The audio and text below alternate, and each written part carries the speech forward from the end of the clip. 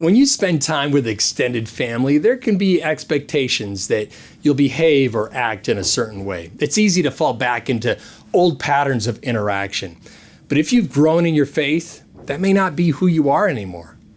In this episode, I want to explore the risk of authenticity and how it can be incredibly freeing to reveal your true self to those who have known you the longest.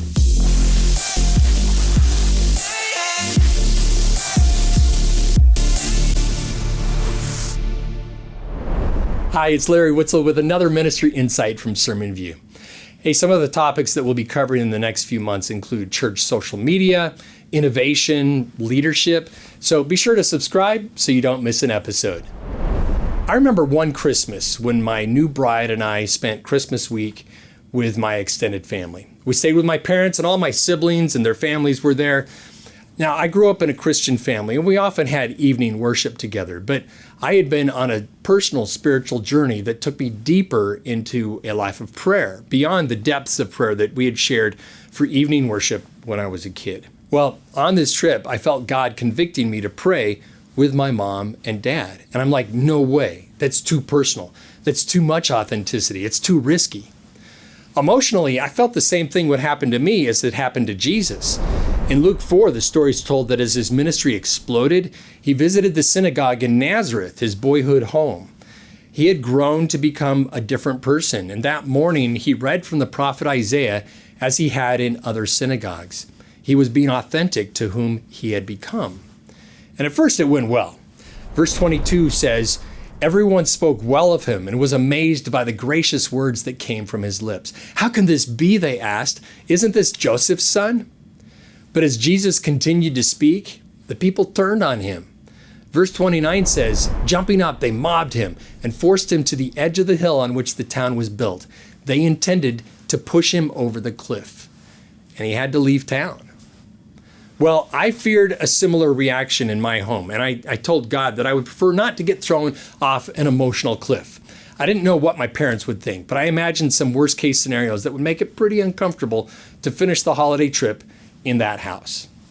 But God would not let it go, and the conviction grew stronger. So after a few days, one night, as things were winding down, I asked my mom and dad if I could pray with them. Now, I don't know why I was surprised that they said yes, of course. So we prayed together. I prayed for their home. I prayed for their marriage. I prayed for the ministry that each of them was doing in their local church. And when we finished, my mom had tears in her eyes, and she just said, "Thank you." It was an incredible moment of intimacy and connection with my mom and dad that I'll always cherish. And here's the thing. I couldn't have experienced that joy, that freedom, if I hadn't risked showing them my authentic self. It could easily have gone in a different direction, but I'm grateful that God kept pushing me and that I finally listened. Now, I know that there are a lot of families that are not safe for this kind of vulnerability, and I'm not suggesting that you should open yourself up to more abuse and emotional trauma. Please be gentle with old wounds.